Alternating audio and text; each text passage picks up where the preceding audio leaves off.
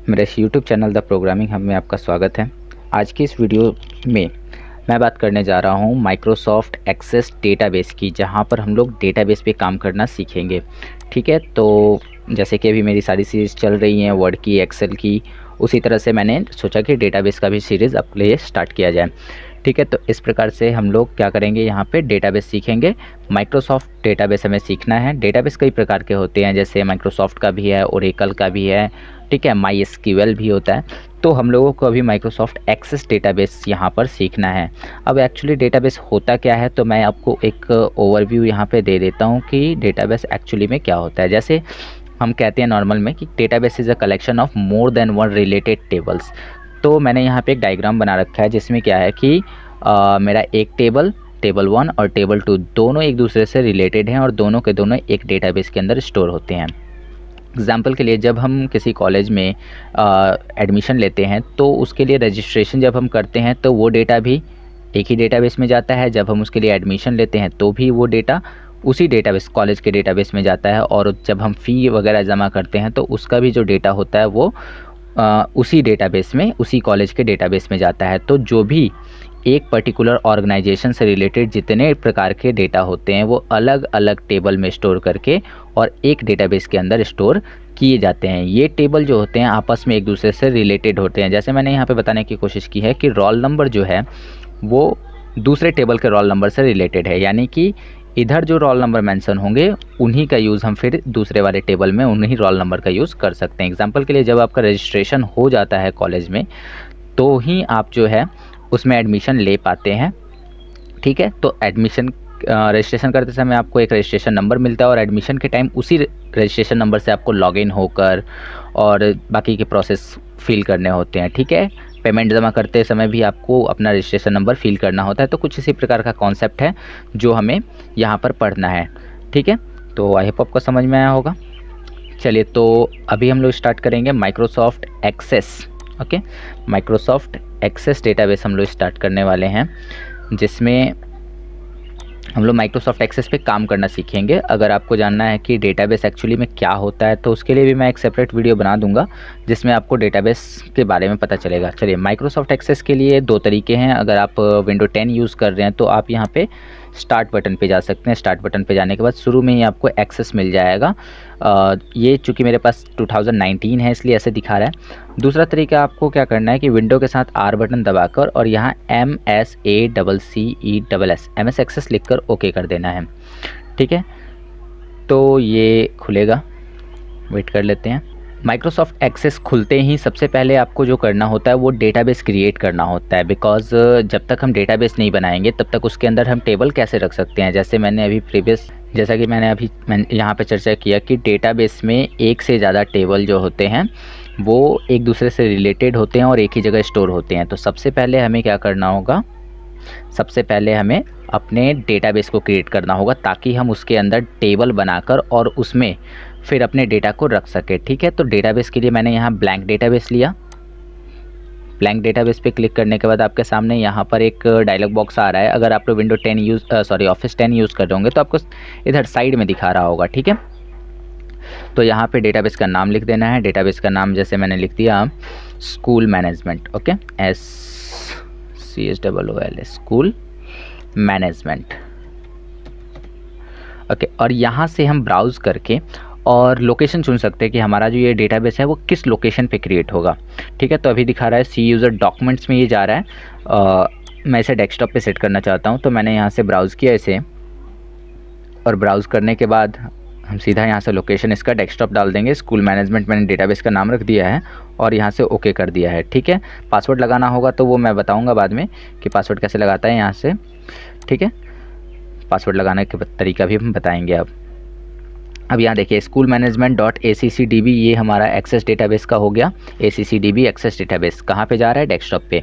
अब यहाँ से क्रिएट कर देना है। क्रिएट करने के बाद में डेटाबेस बनके रेडी हो जाएगा। तो जैसे ही हमारा डेटाबेस यहाँ पर आ जाएगा तो हमें बाय डिफ़ॉल्ट एक टेबल 1 देखने को मिलेगा। चूँकि मैंने कहा था कि डेटाबेस जो होता है क्या होता है, collection of more than one tables related to each other. मैंने टेबल को यहाँ से बंद कर दिया है और टेबल को बंद करने के बाद अब मुझे क्या करना है कि अपने ज़रूरत के हिसाब से टेबल यहाँ पे क्रिएट करने हैं। डेटाबेस में कई सारे टैब है, जैसे home tab, create tab, external data, database tool etcetera. इन सब में अलग अलग प्रकार के ऑप्शंस मौजूद होते हैं। ठीक है, तो अभी हमें क्या करना है कि अपने हिसाब से टेबल बनाना है। धीरे धीरे हम बताएंगे इसमें कि किस प्रकार से जो है आपको काम करते जाना है। तो मैंने स्कूल मैनेजमेंट का, चूँकि मेरा जो डेटाबेस है वो किसका है, स्कूल मैनेजमेंट, तो यहाँ पर हम लोग स्कूल की जितनी भी एक्टिविटीज़ होंगी उसको मैनेज करने के लिए हम लोग डेटाबेस यहाँ पे क्रिएट किए हैं, तो उससे रिलेटेड ही टेबल हमें बनाना होगा। तो सबसे पहली एक्टिविटी हम यहाँ पर टेबल क्रिएट करेंगे, जिस टेबल के अंदर हम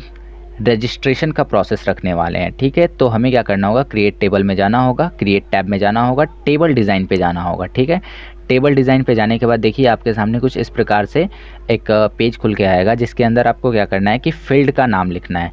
तो जैसे मैंने फील्ड का नाम में एक डाल दिया रजिस्ट्रेशन नंबर, रजिस्ट्रेशन डॉट नहीं लगाना होता है, अंडरस्कोर लगाइएगा, रजिस्ट्रेशन नंबर। ठीक है, डॉट का यूज़ मत कीजिए यहाँ पे।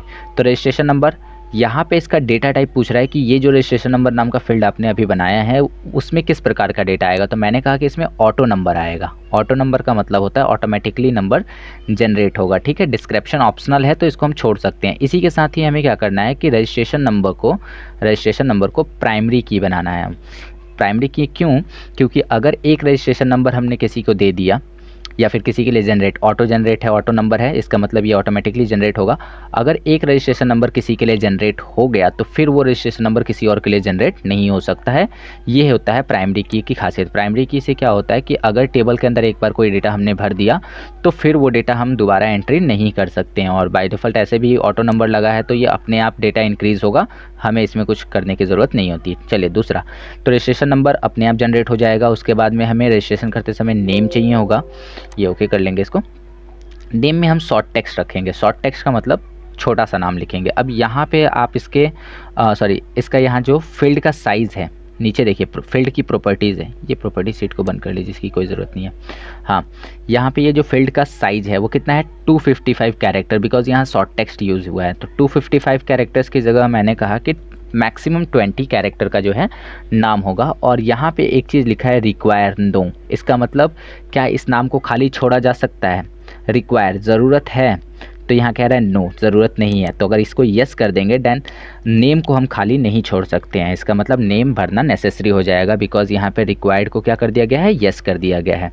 ठीक है, चलिए अब अगले फील्ड की तरफ चलते हैं। नेम के बाद हमें क्या यूज़ करना होगा, हमें फादर्स नेम का यूज़ करना होगा।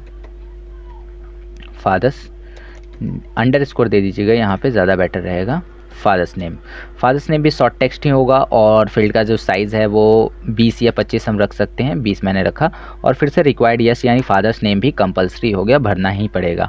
ठीक है, उसके बाद में हम डेट ऑफ बर्थ की बात करते हैं, DOB, हम यहाँ पे शॉर्ट में लिख दे रहे हैं डेट ऑफ बर्थ। इसके लिए हम यहाँ से डेटा टाइप क्या चुनेंगे, डेट ऑफ बर्थ जो होगा इसमें से कौन सा हो सकता है, तो मेरे हिसाब से डेट एंड टाइम हो सकता है। ठीक है, डेट एंड टाइम हो सकता है। अब डेट एंड टाइम में जब हम लोग यहाँ पे फॉर्मेट में जाएंगे तो ये कुछ नहीं दे रहा है। इसमें डेट और टाइम में याद रखिएगा कि आपको इनपुट मास्क भरना होगा। ठीक है, input mask, what is input mask होता क्या है, पहले जब इस पर क्लिक कीजिएगा तो आपसे कहेगा कि आप पहले टेबल को सेव कर लीजिए, बिकॉज अभी तक आपका टेबल सेव नहीं है। तो मैंने यहाँ यस किया, टेबल का नाम जो है वो दे दिया मैंने रजिस्ट्रेशन, और यहाँ से कर दिया ओके। इस प्रकार से ये टेबल रजिस्ट्रेशन हो गया, रजिस्ट्रेशन नाम से सेव हो गया। अब मैंने जो ये डेट टाइम पे इनपुट मास्क का मतलब इनपुट करने का तरीका कैसे होगा। ठीक है, तो ये लगाने की कोशिश की, तो मैंने यहाँ पे शॉर्ट डेट लिया, बिकॉज हमको डेट ऑफ बर्थ में डेट लेना है। शॉर्ट डेट लिया और नेक्स्ट किया। तो यहाँ पे बता रहा है कि पहले 2 अक्षर का डेट, फिर मंथ और फिर ईयर आपको फिल करना होगा। प्लेस होल्डर की जगह पे क्या रहेगा, कैरेक्टर, ये अंडरस्कोर का। ठीक है, यहाँ पे हमने नेक्स्ट किया और फिनिश कर दिया, और कुछ नहीं करना, बस हमें यहाँ पे इनपुट मास्क दिखाई देने लगा कि इस प्रकार से होगा। और यहाँ पे रिक्वायर को अगर फिर से हम यस कर देते हैं तो फिर से हो जाएगा कि डेट ऑफ बर्थ हमें कंपलसरी है, भरना ही पड़ेगा। डिफ़ॉल्ट वैल्यू अगर हम डाल देंगे तो डेट ऑफ बर्थ अपने आप एक लेते चले जाएगा। ठीक है, तो ऐसा हमें करना नहीं है, बस आगे बढ़ते हैं। चलिए, तो 3 चीज़ हो गया, name, father's name, date of birth हो गया। और इसके बाद एक चीज़ जो कंपलसरी है वो है mobile number. Mobile underscore number, underscore जरूर लगाइएगा, शिफ्ट के साथ माइनस बटन दबाने से आ जाता है अंडरस्कोर। ओके, ये मोबाइल नंबर में हम लोग भूल के भी आप नंबर मत लीजिएगा, बिकॉज जब 9 से नंबर स्टार्ट होगा और 10 अक्षर तक जाएगा तो वो काफ़ी ज़्यादा बड़ा नंबर हो जाएगा, ठीक है। तो इसलिए हम यहाँ शॉर्ट टेक्स्ट लेंगे और इसका फील्ड का जो साइज़ होगा वो 10 सेट कर देंगे, यानी कि हमें जो है 10 अक्षर का ही नंबर यहाँ पर चाहिए, शॉर्ट टेक्स्ट 10। और ये भी हमारा हो जाएगा रिक्वायर यस, इसका मतलब अच्छा आप यस यहाँ से चुन सकते हैं यस, या फिर इस पर 2 बार क्लिक करने से ये चेंज हो जाता है। इस पर 2 बार ऐसे क्लिक कीजिएगा नो हो जाएगा, 2 बार क्लिक कीजिएगा यस हो जाएगा, ठीक है। तो मोबाइल नंबर भी हो गया हमारा। उसके बाद में ईमेल ले लेते हैं, email underscore ID. Okay, email ID, email ID में हम लोग क्या लें यहाँ पे वो सोचते हैं। तो ईमेल आईडी में हम लोग लेंगे यहाँ से हाइपरलिंक, क्या लेंगे हाइपरलिंक। ओके, हाइपरलिंक में यहाँ पे हमें कुछ नहीं करना है, रिक्वायर आप नो ही रहने दीजिए, बिकॉज ज़रूरी नहीं कि ईमेल डालना ही है। तो इस तरीके से हो गया, ईमेल आईडी तक हो गया, मोबाइल नंबर भी हो गया, और भी अगर कोई चीज़ की ज़रूरत हमें होगी तो बाद में भी हम ऐड कर सकते हैं। फ़िलहाल के लिए जितनी चीज़ों की ज़रूरत थी मैंने आई थिंक कि मेंशन कर दिया है यहाँ पे। तो रजिस्ट्रेशन नंबर हो गया, नेम हो गया, फादर्स नेम हो गया, डेट ऑफ बर्थ हो गया, मोबाइल नंबर हो गया, ईमेल आईडी हो गया। तो ये सब चीज़ें मैंने यहाँ पे मेंशन कर दी। और एक चीज़ और यूज़ कर लेते हैं, रजिस्ट्रेशन जब आप कर रहे हैं तो किस क्लास में एडमिशन के लिए कर रहे हैं ये चाहे छोड़ देते हैं, क्लास में एडमिशन के टाइम पे ही इसको करेंगे, क्योंकि हो सकता है कि रजिस्ट्रेशन एक बार हो और एडमिशन हर साल होंगे, इसलिए। तो इस प्रकार से मैंने यहाँ पे ये पूरा का पूरा बना लिया है।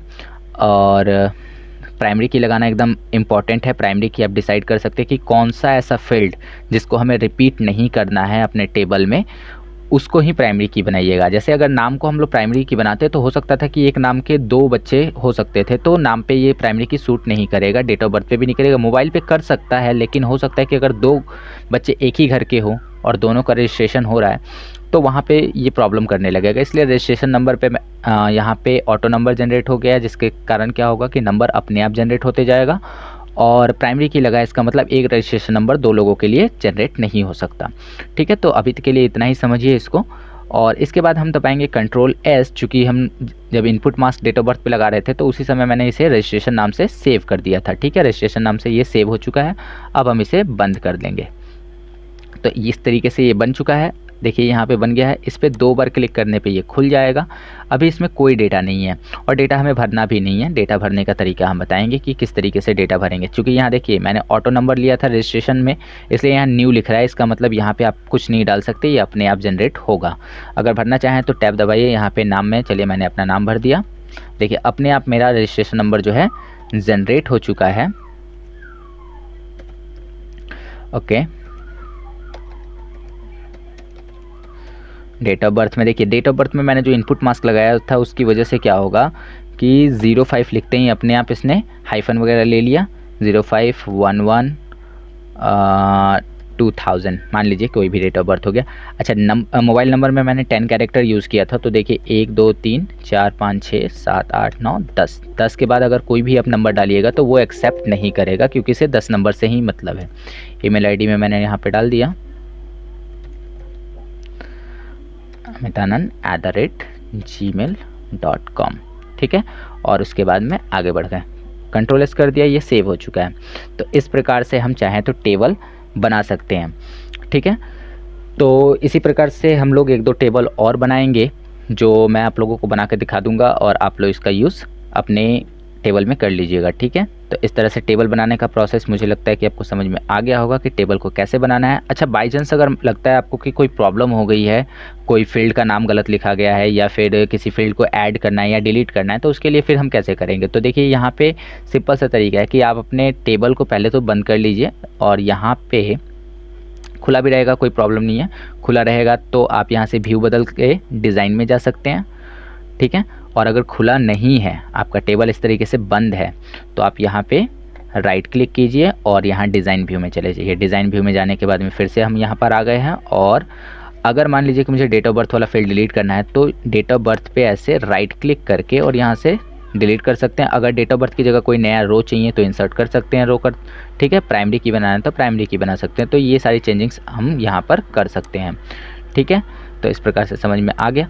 अगले क्लास में हम आपको बता देंगे कि कौन कौन से टेबल जो हैं और हमें डिज़ाइन करने हैं, वो मैं बनाकर और सीधा डायरेक्टली आपको दिखा दूंगा कि किस तरीके से जो है वो टेबल बने हैं, किस में कौन सा डेटा टाइप यूज़ किया गया है। ठीक है, तो आई होप आपको समझ में आया है कि टेबल किस तरह से डेटाबेस में बनाते हैं, डेटाबेस कैसे क्रिएट किया जाता है और किस प्रकार से जो है टेबल उसमें बनाया जाता है, टेबल में कौन कौन सी फील्ड प्रॉपर्टीज़ होती हैं, किस तरह से डेटा टाइप चुना जाता है। ये सब कुछ अभी आपको बेसिकली समझ में आ गया होगा। ठीक है, अगर अगर आपको किसी चीज़ में डाउट है तो आप उसके लिए कमेंट करके हमसे पूछ सकते हैं, मैं आपको कमेंट का जवाब ज़रूर दूंगा। ठीक है, तो चलिए मिलते हैं आपसे अगले वीडियो में, तब तक के लिए धन्यवाद।